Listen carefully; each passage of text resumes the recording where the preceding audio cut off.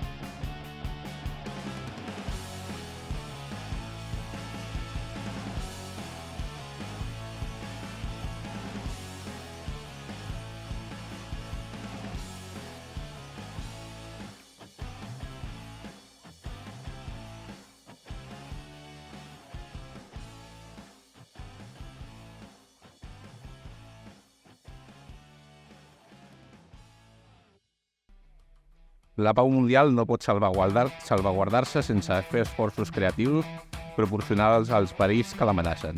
La contribució que una Europa organitzada i viva pot aportar a la civilització és indispensable per al manteniment d'unes relacions pacífiques.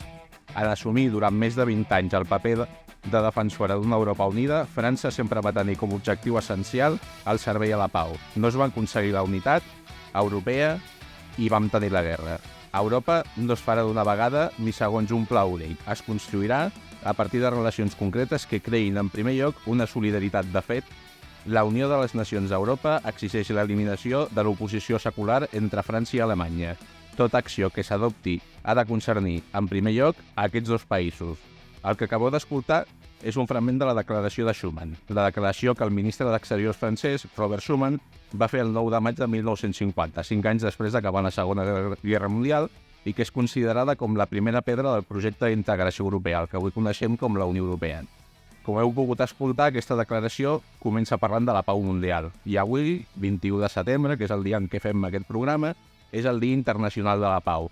Des del 1984, any en què la ONU va aprovar celebrar aquest dia internacional, es fan activitats i campanyes per promoure la cultura de la pau, per defensar que la guerra no és inherent a l'ésser humà i que no és la seva naturalesa.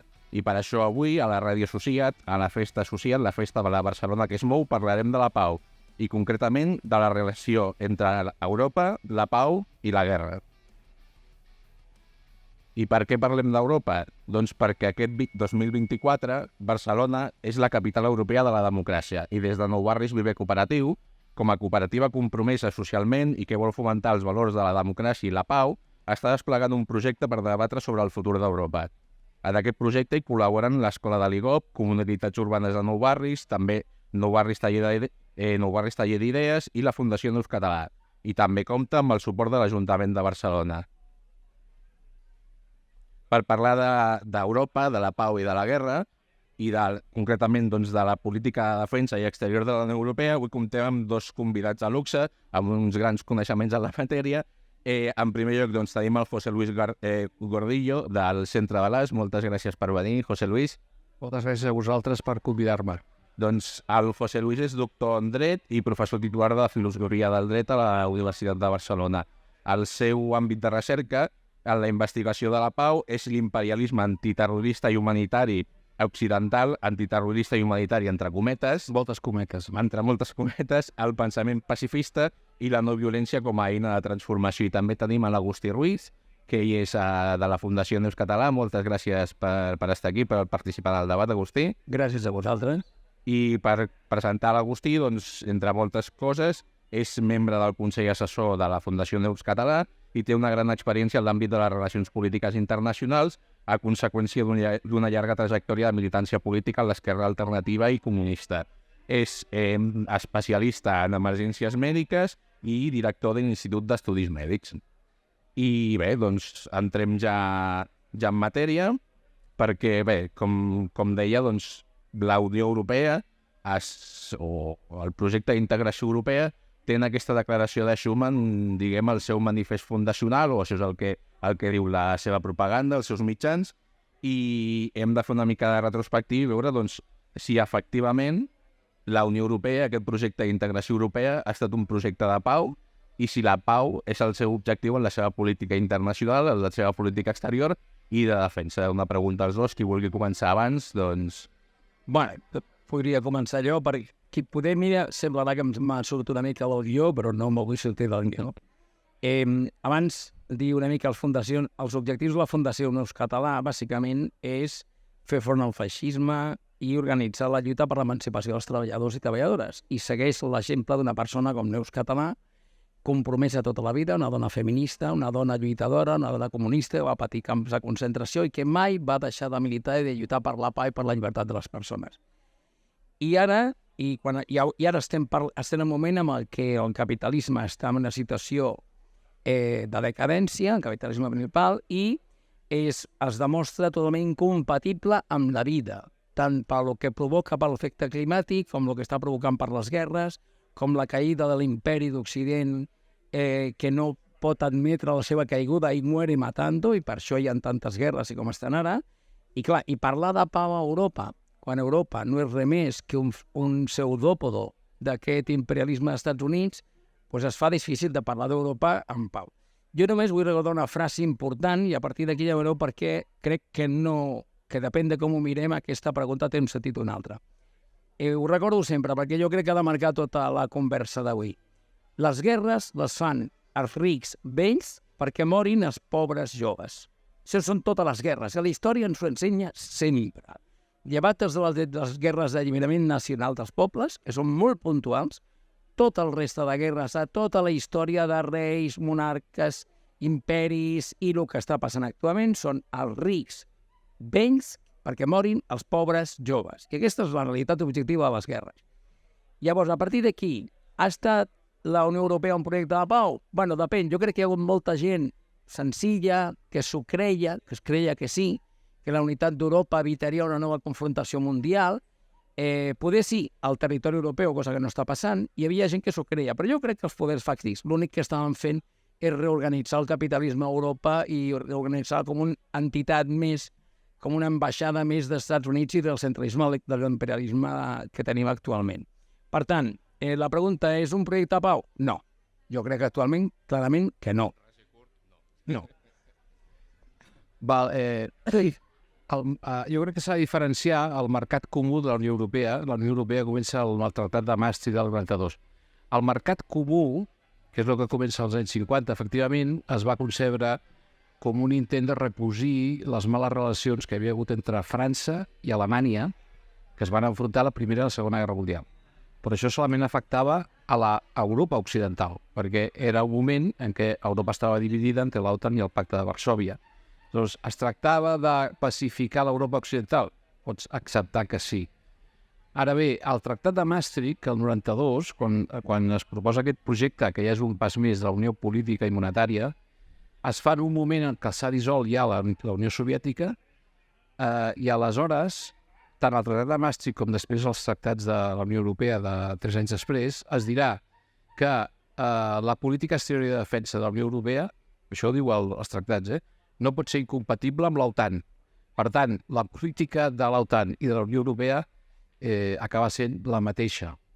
I la OTAN, en lloc de dissoldre's, que és el que hauria d'haver passat després de la dissolució del Pacte de Varsòvia, el que fa és iniciar la catastròfica expansió cap a les fronteres russes. Jo crec que tothom ja hauria d'estar d'acord que ha estat una expansió catastròfica, vist el resultat, i aleshores, clar, amb això el que s'està fent és una política clarament belicista, agressiva, no? Provocadora, que té una resposta per part de Rússia, però que certament és així. El Tractat de la Unió Europea, l'article 3 i l'article 21, diu que la Unió Europea ha de promoure la pau i, a més, que s'adhereix als principis de la Carta de París per una nova Europa del 1990, que deia que Europa havia de tenir una seguretat compartida. La OTAN és absolutament incompatible amb això, malgrat que la Carta de París la firma Estats Units i Canadà, però fan el contrari del que signen. És a dir, la Unió Europea, teòricament, si un exagés els tractats, hi hauria de ser una entitat que promou la pau, però a la pràctica, com hem vist i com he explicat a l'Agustí, doncs fa exactament el contrari.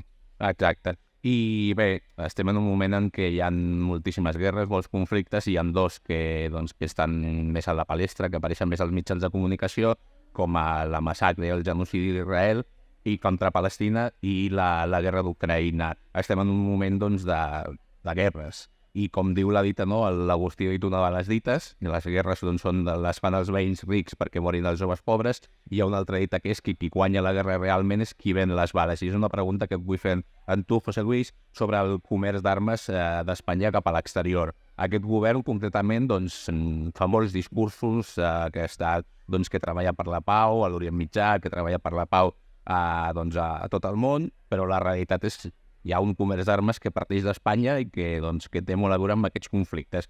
Quina és la situació actual? Està situant-se aquest govern, aquesta administració, com a agent de pau o només són discursos? Aquest govern ha fet alguns gestos en relació amb Palestina. Ha dit que vol una solució dels estats. Alguna ministra s'ha despenjat algun dia dient que el que passava a Gaza era un genocidi, però els fets van per un altre cantó. És a dir, en primer lloc, Espanya és el 9è exportador d'armes del món. És a dir, el primer és als Estats Units, després ve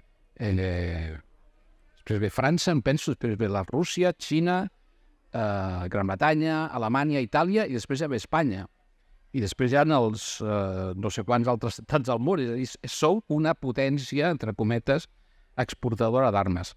Respecte a l'estat d'Israel, no ha canviat essencialment res des del 7 d'octubre de l'any passat. És a dir, es continuen mantenint els mateixos intercanvis, tant d'exportació com sobretot d'importació, perquè Israel és una potència militar mundial i també amb tecnologies de la seguretat. Llavors, importem més que exportem. Però, essencialment, el que s'ha fet és continuar la mateixa política i dir que sí, que estem preocupats, però res més. Com a molt sembla que s'ha decidit no donar més llicències d'exportació d'armes a Israel. Però tota la resta, tots els contractes de col·laboració entre empreses israelianes i espanyoles continua exactament igual.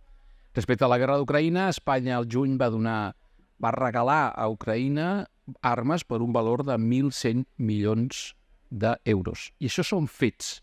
És a dir, respecte a Palestina hi ha gestos, però respecte a Ucraïna hi ha gestos i fets. I milers de milions d'euros. Exacte, i milers d'euros. Per tant, l'orientació del govern, a l'última instància, a la pràctica, és molt clara.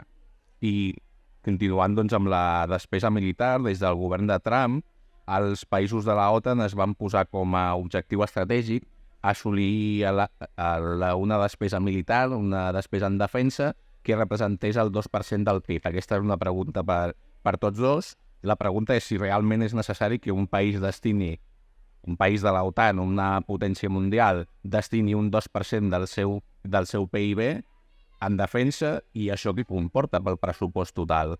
Qui vulgui començar, doncs... Bueno, jo aquí m'hagués agradat també comentar l'anterior, però de fet Luis ho ha dit molt bé, molt clar. L'únic que jo seré una mica més dur, i disculpa que intervingui la pregunta anterior, jo crec que la postura del govern actual és de maquillatge, de puro, i insisteixo al 100%, dependència total d'Estats Units i de l'OTAN. Tenen que tenir un poli bueno i un poli malo. Avui està fent de poli bueno el Sánchez.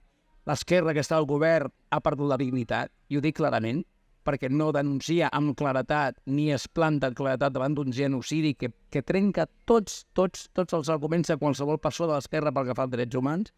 I per tant jo penso que el comerç d'armes que està fent Espanya és totalment cínic. El que ha dit, jo quan van començar a regalar tanques a Ucraïna, jo vaig dir, bueno, doncs per què no regalem tanques als palestins? Perquè posats a fer, fa 40 anys que he de tenir que haver regalat tanques als palestins. Però no, això és diferent, perquè si dius això, ets un antisemita, ets un no sé què, ets un no sé quantos, bueno, això és típico de la dreta. Pel tema del Producto Interior Bruto, bueno, jo crec que al final és com sempre, ¿no? Depèn de com ho miris. Quan parlem de defensa, a què ens referim? A la defensa del poble, dels treballadors, o a la defensa dels poders fàctics del món occidental? Claro, és que jo, depèn del que parlem, opino d'una forma o una altra. Si jo estic dient que la despesa en defensa és per defensar un poble d'una invasió, és una cosa, i si estic parlant de defensa per estar dins d'un bloc agressor com és l'OTAN, és altra cosa.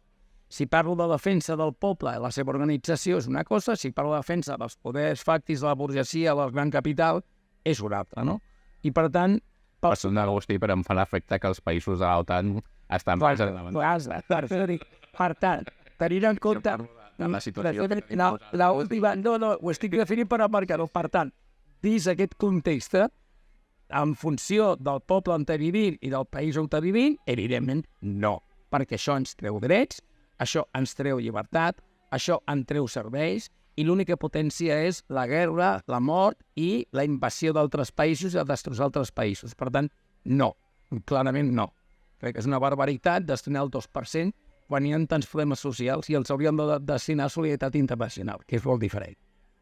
Sí, a veure, la idea aquesta de que els estats de la Unió Europea han de pujar al 2% del PIB per augmentar la seva defensa i seguretat és bàsicament una exigència del govern nord-americà i a partir de la idea de que la seguretat a Europa, en lloc de ser el que diu la Carta de París per una nova Europa del 1990, que diu que ha de ser una seguretat compartida, comuna, global, es torna a la vella idea de la seguretat fonamentada en una inassolible superioritat militar. No? Ens rearmem, és a dir, tornem a la història, a la cursa d'armaments una altra vegada de la Guerra Freda del segle XX. Acumulem armes i armes per estar per sobre del nostre enemic, el qual és impossible, és materialment impossible. A Rússia, que és l'enemic enfront del qual diuen que ens hem d'armar, és la primera potència nuclear del món i per aquesta via l'únic que aconseguiries és al final, i que no estem tan lluny, provocar una guerra nuclear amb Rússia que no guanyaria ningú i perdríem tots. Però és una idea obsoleta de seguretat, la idea de la seguretat unilateral fonamentada en una inassolible superioritat militar. La seguretat compartida, que és la conclusió a la que s'arriba després d'haver acumulat 60.000 armes nuclears als anys 80 del segle passat, que podien matar 12 vegades consecutives a cada habitant del planeta. I estem més segurs? Estàvem més segurs als anys 80? No, no estàvem més segurs, estàvem més insegurs, estàvem patint, pensant a veure si esclatarà la guerra nuclear per aquí o per allà. Aleshores, això és una exigència de la indústria militar nord-americana perquè aquest 2% és per comprar material militar nord-americà. Punto. En el cas del govern espanyol, a més, el centre de l'AS venim dient des de fa molts anys que depèn com es comptin la despesa militar, ja estem per sobre del 2%. Perquè l'únic que compten és el pressupost del Ministeri de Defensa. Però nosaltres, al centre de l'AS, bastant solitari, diem, si es compta el pressupost del Ministeri de Defensa, el que es destina a classes passives militars, el pressupost de la Guàrdia Civil, que és una unitat militar, els crèdits assignats al Ministeri d'Indústria destinats a empreses d'armament, la mútua pels militars, pensions per veterans de guerra, més les aportacions que es fan a organitzacions internacionals com l'OTAN, i han superat el 2%. És a dir, el Sánchez podia anar a la propera reunió i dir el 2%, nosaltres ja el tenim, comptem d'una altra manera, la despesa que, a més, està inspirada en part en criteris de la pròpia OTAN, i això al centre de l'A sempre ho han repetit, ningú fa punyetero cas, però és així. I aleshores no té més sentit que augmentar els beneficis de les empreses d'armament. El 2% jo no veig cap altre. I continuant amb el que deien, no, d'aquest seguidisme que practica la Unió Europea respecte a la política exterior dels Estats Units i concretament doncs, als interessos del complex industrial militar d'allà, hi ha qui diu que el que necessita la Unió Europea i Europa per assolir aquesta autonomia estratègica perquè no faci seguidisme és un exèrcit propi, és un exèrcit de la Unió Europea. Llavors us vull fer la pregunta als dos. Primer comencem per tu, perquè abans doncs, ha començat l'Agustí. És necessari aquest exèrcit i, si fos necessari, quines implicacions tindria això doncs, tant en la despesa militar com en les parts que s'haurien de reduir, o si tindria algun benefici? Estem molt lluny de plantejar-nos seriosament com hauria de ser una seguretat estrictament europea. Molt lluny. Perquè això que a vegades es diu l'autonomia estratègica d'Europa, amb la guerra d'Ucraïna, els Estats Units han reafirmat la seva autoritat sobre els països de la Unió Europea i aquí no es farà res sense el vistiplau del govern dels Estats Units. Fixem-nos que aquí tothom està pendent de qui guanyarà les eleccions presidencials dels Estats Units. Per totes les qüestions, per moltes, comercials, econòmiques, però també de seguretat, no? Si guanya un, si guanya l'altre. Bueno, això què passa? Quina autonomia estratègica tenim si ens interessa molt més les eleccions presidencials als Estats Units que les eleccions parlamentàries al Parlament Europeu? Que tothom està... No li importa ningú. Però aquí podem votar, allà no podem votar. Quina autonomia estratègica hi ha? No n'hi ha cap. I recordem, per exemple, tot l'afer del Nord Stream 2. Això és una forma molt bèstia de dir aquí mano jo. I tu, Alemanya, que ets la potència econòmica d'Europa, et fots. Te tallo el subministrament amb Rússia perquè ahir decidir que aquí el que hem de fer és això i l'altre. Llavors, l'exèrcit europeu ja ens ho plantejarem quan s'hagi dissolt l'OTAN i quan hàgim reprès alguna mena de relació basada en la idea de la seguretat compartida amb Rússia. I si no es donen aquests elements, jo crec que és fer volar coloms, digués. Bueno, jo comparteixo totalment el que ha dit el José Luis, és evident. És evident que... El que passa que jo crec que jo emmarcaria tot aquest discurs d'un ejército propio que van impulsar els francesos, els alemanys fa uns quants anys, el Macron i companyia, no és res més que una rentada de cara mediàtica. És a dir, és tornar a pintar la possibilitat que una esquerra sumissa accepti la situació en la que estem per no trencar l'establishment. Perquè, evidentment, no es pot vendre a saco amb una esquerra sumissa que tragamos en l'OTAN i l'imperi és el que manda.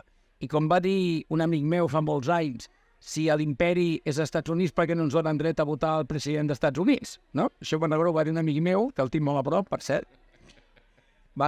I té raó. És a dir, a partir d'aquí, tot això que s'està explicant no és res més que una rentada de cara mediàtica, com totes les mentides que la premsa, les xarxes estan fent i la dreta fa d'una forma escandalosa, i que l'esquerra sumissa l'accepta sempre però és molt més fàcil acceptar un suposat projecte impossible avui per avui d'una Europa unida, d'una Europa d'un ejército propi o independiente, perquè això no és real.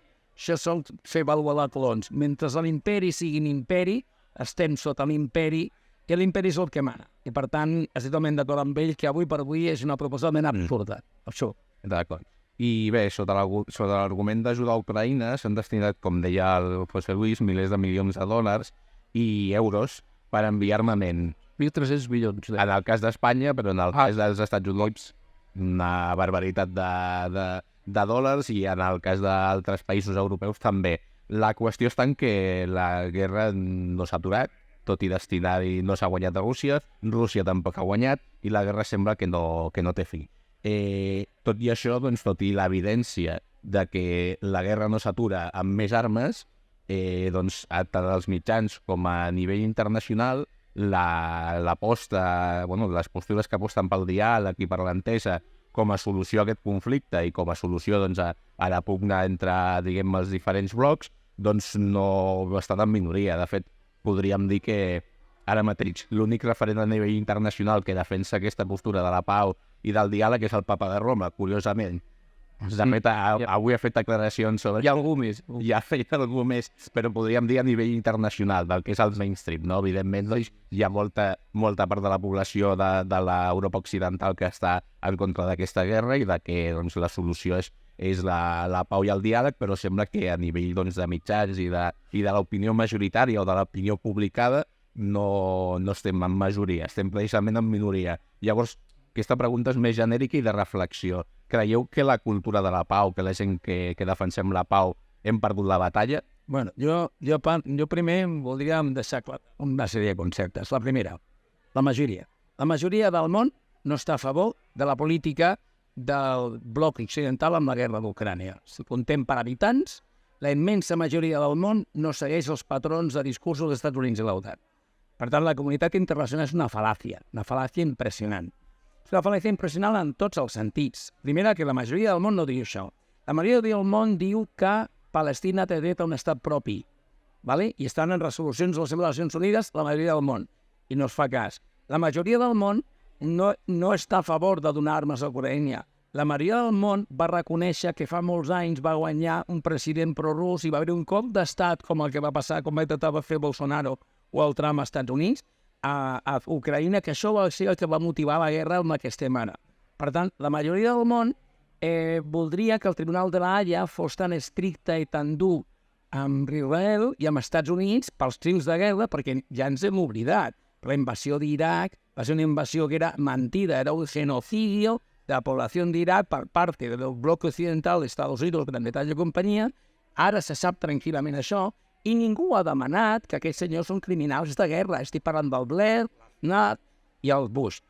Llavors, a partir d'aquí, quan diem això, la diferència entre Ucraïna i Palestina, és que estem davant d'un context de mentida internacional. De mentida, és que no té un altre nom. I la mentida és normal, i la meva àvia diu una cosa molt clara, no habrían listos ni eran tontos. ¿Vale? I és així de clar. La gent es traga un discurs, que és un discurs totalment de mentida. Qui els va enganyar amb la guerra a Iraq? Qui els va enganyar de que Gaddafi era un assassí de tothom? Qui els va enganyar de que milloraria la vida dels iraquians i els libis?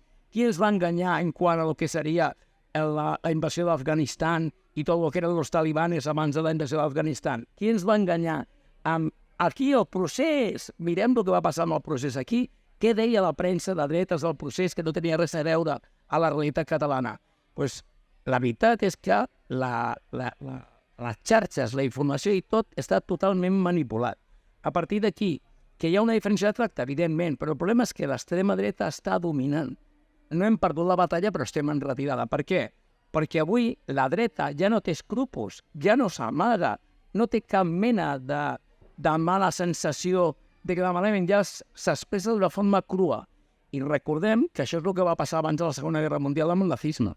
La dreta, en situació de crisi, va provocar el creixement de l'extrema dreta, que és el que està passant actualment.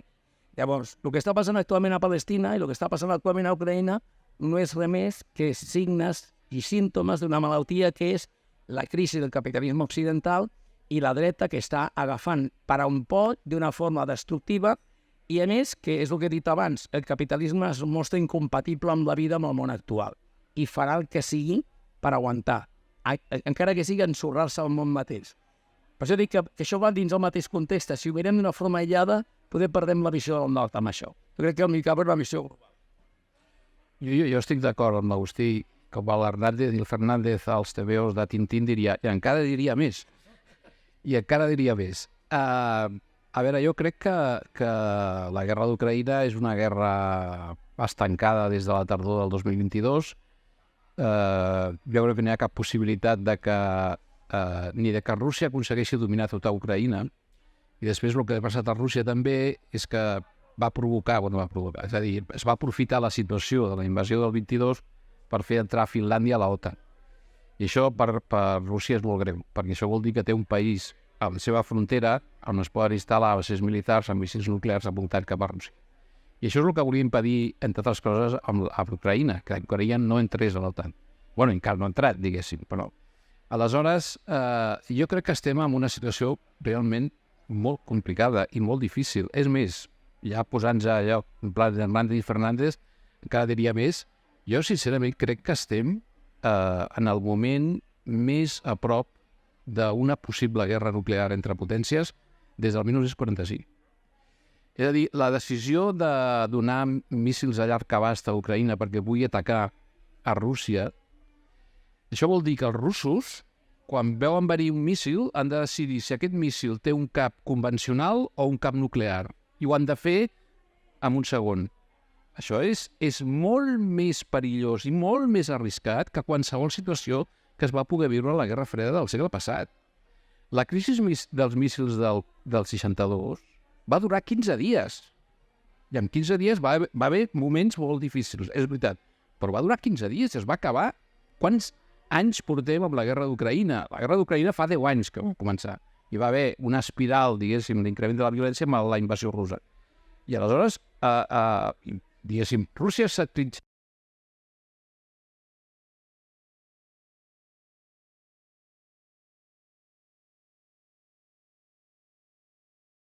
controla una part del territori, però l'OTAN està jugant a la provocació.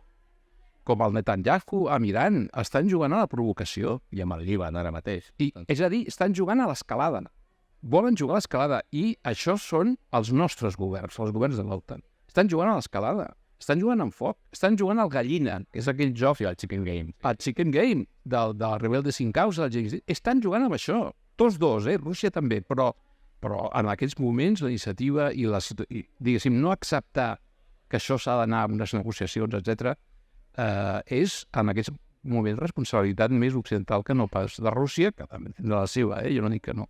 I continuant amb el que parlaves precisament, per què creieu que els que defensen el dret a defensar-se d'Ucraïna com a país dèbil que pateix la invasió d'una potència com Rússia, defensen al mateix temps el dret a defensar-se no pas dels palestins com a poble oprimit i massacrat, sinó d'Israel, que és precisament una potència que està massacrant la població palestina.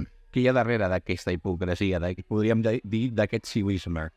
Aviam, jo, perdoneu, però possiblement algú dirà que sóc un antisemita, no ho soc, perquè sóc ateu, no sóc ni cristià, ni catòlic, ni islamista, ni absolutament res d'això. Vale? Bueno, que quedi molt clar. Israel no és més que una base americana en la zona més important del planeta on està el petroli.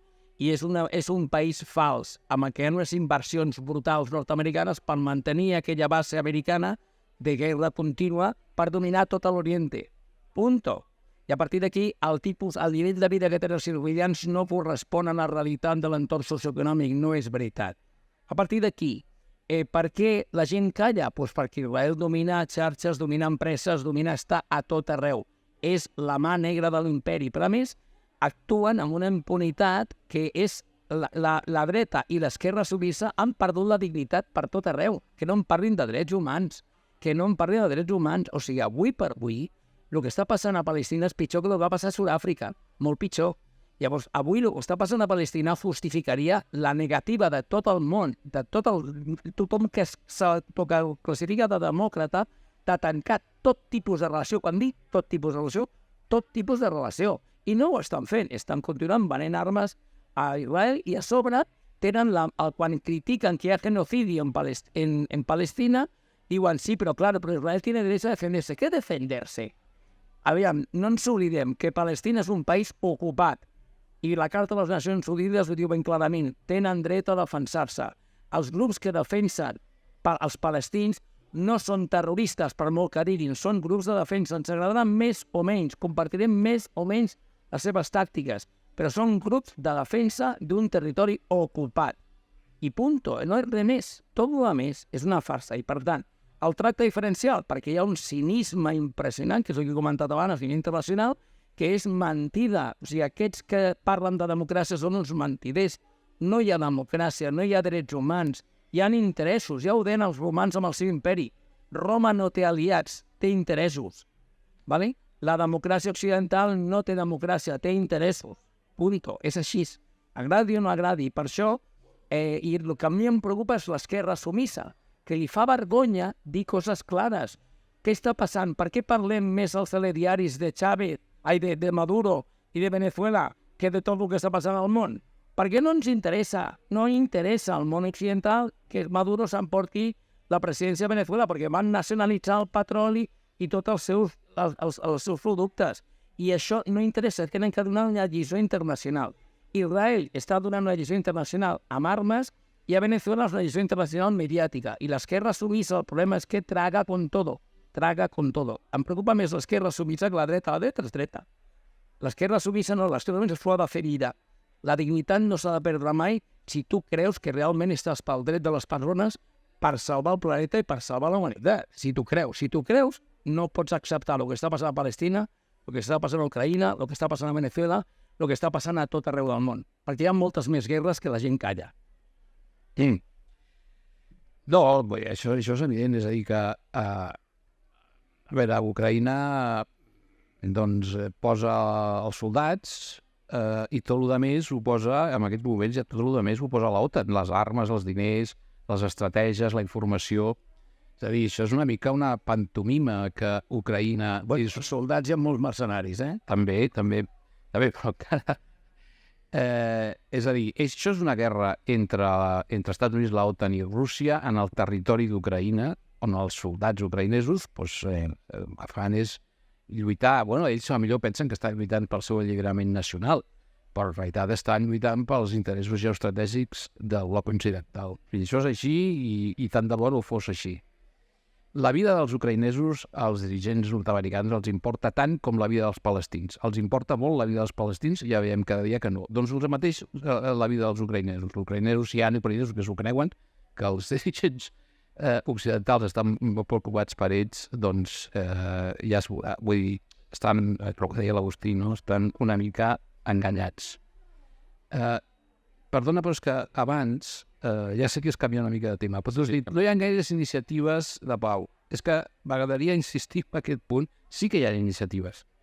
Al maig, la Xina i el Brasil, el govern xinès i el Brasil, van presentar un pla de pau de 6 punts. M'agradaria citar-los, perquè crec que això és important per veure també una mica que això, que més enllà de l'Occident o del nord global, ja comença a haver-hi iniciatives, no? Primer punt, que no hi hagi escalada militar ni provocacions. Segona, que és una conferència de pau acceptada tant per Rússia com Ucraïna. Tercera, increment de l'assistència humanitària, intercanvi de presoners de guerra i cap atac contra civils. 4. Fer possible evitar la proliferació nuclear i una guerra nuclear. 5. Oposició a atacs a centrals nuclears que s'estan produint per part dels ucraïnesos, per cert, i més cooperació internacional a diversos temes per la finalitat de protegir les cadenes industrials i el subministrament global. Ni tant se val demanar un alto el foc. Això, aquests 6 punts, han estat qualificats pel Zelensky com un pla de pau, d'una pau injusta i favorable a Rússia. És a dir, que és favorable a Rússia, per exemple, incrementar l'assistència humanitària o convocar una conferència de pau acceptada per Rússia i Ucraïna. Evitar la guerra nuclear és estar a favor de Putin. Atacar centrals nuclears és estar a favor de Putin. Vull dir, és una cosa... Perdó, estar en contra de l'atac als centrals nuclears és estar a favor de Putin. És de bojos, és de bojos. Jo crec sincerament que sí, hauria d'haver mobilitzacions, no hi són. Hi ha hagut mobilitzacions de solidaritat en Palestina importants. I jo em pregunto, la mateixa gent que va a les manifestacions per Palestina, per què no va a manifestacions demanant l'alto foc i negociacions de pau a Ucraïna? Jo és una qüestió que em pregunto, perquè a vegades també inclou, diguéssim, a gent molt militant que té molt clar les coses en alguns temes, però després resulta que en aquest tema es queden una mica passius, no? No tenen com una certa por, aquest discurs de la nació petita que ha estat agredida. Segur com expliquis les coses. Segur ja expliquis les coses. Aprofitant que queda temps, que doncs estem bastant bé de temps, us vull fer una última pregunta que no està dins el guió i és pel futur. I aprofitant doncs, que comentaves els 6 punts que va presentar la Xina, també doncs, la Xina i el Brasil i les diferents iniciatives que hi ha hagut, creieu que és possible, diguem com a objectiu, com per construir la pau, que hi hagin acords com els que hi van haver després de la Segona Guerra Mundial. Entenc que una mica l'esperit d'aquesta iniciativa de la Xina i del Brasil va amb aquesta idea, amb aquest objectiu doncs, de parem la maquinària perquè estem en risc de patir una guerra d'autoliquidació de la humanitat i posem-nos d'acord amb organitzar el món per no autoliquidar-lo. És que és una mica doncs, l'esperit del que va passar doncs, després de la Segona Guerra Mundial, sobretot doncs, arran de la demostració de poder nuclear que va fer els Estats Units amb el Japó, diguem històricament innecessària i necessària militarment, vull dir, històricament va ser molt necessària pels Estats Units. Creieu que aquesta és la via o que aquesta via té esperança o té camí, té recorregut? Us he matat amb aquesta pregunta. Sí, no, jo també vull dir... Sí, no, cap problema per contestar primer. A veure, jo soc molt escèptic. Soc molt escèptic perquè és el que deia. O sigui, estem davant d'un procés històric com tots els imperis, de caiguda d'un imperi i que s'està reforçant i està provocant qualsevol tipus d'incident militar a qualsevol lloc del planeta per mantenir el seu estatus. I a més, està treballant per fer-ho així i perquè l'opinió pública no discrepi fàcilment.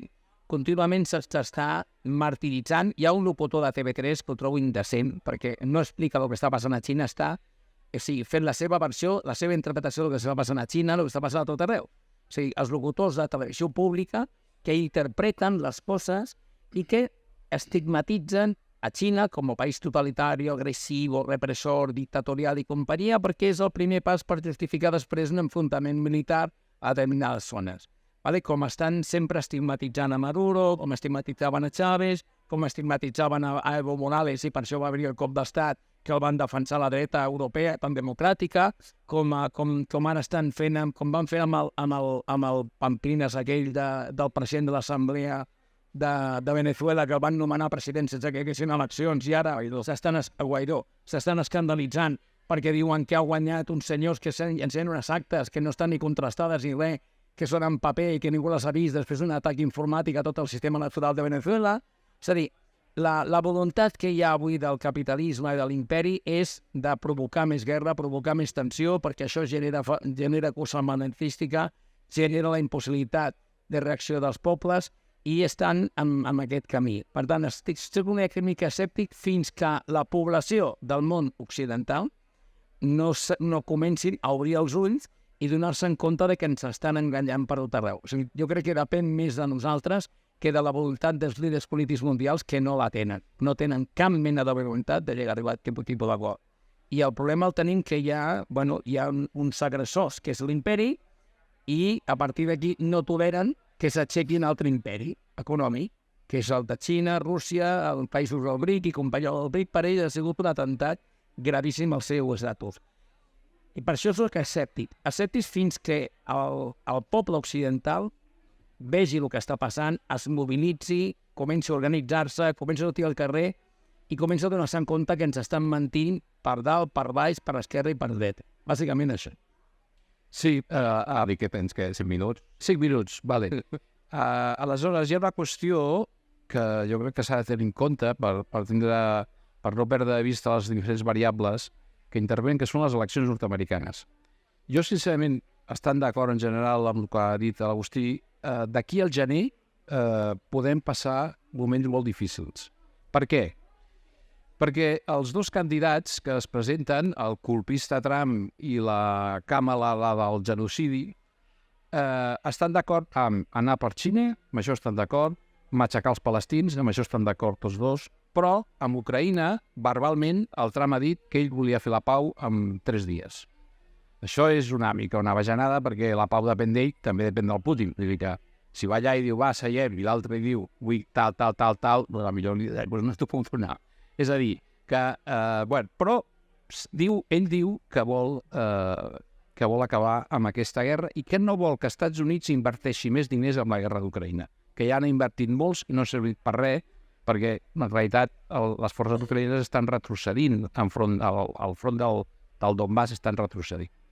Aleshores, què pot passar? Que hi ha sectors del complex militar industrial occidental que d'aquí al gener, fins que es prengui possessió el nou president, vulgui crear una situació, que no sabem qui és, però en tot cas que vulgui crear una situació de fet que obligui el que surti, el que sigui, a continuar, diguéssim, una cursa d'armaments, un enfrontament amb Rússia, etc.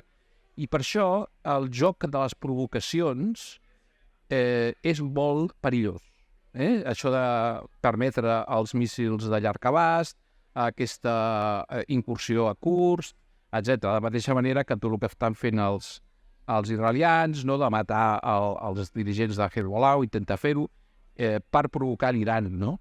I perquè els Estats Units s'impliqui tant a la guerra contra Iran com fins i tot, jo què sé, plantejar-se enviar tropes a Ucraïna, no?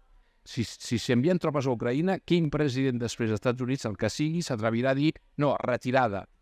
Per tant, Si enviem tropes a Ucraïna amb begut oli, com a diputat. serà el primer enfrontament militar directe entre potències nuclears.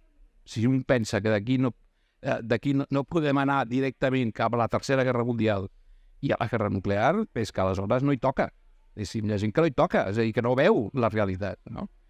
Per tant, jo cridaria l'atenció sobre això, és a dir, potser hi hem d'estar atents, perquè potser hauríem de sortir al carrer algun dia davant de quin tipus d'accions que poden ser molt perilloses, en primer lloc pels europeus, perquè els Estats Units està a l'altre costat de l'Atlàntic. Vull dir, allà fan coses, o decideixen coses, però aquí som els que hem d'entomar les conseqüències de les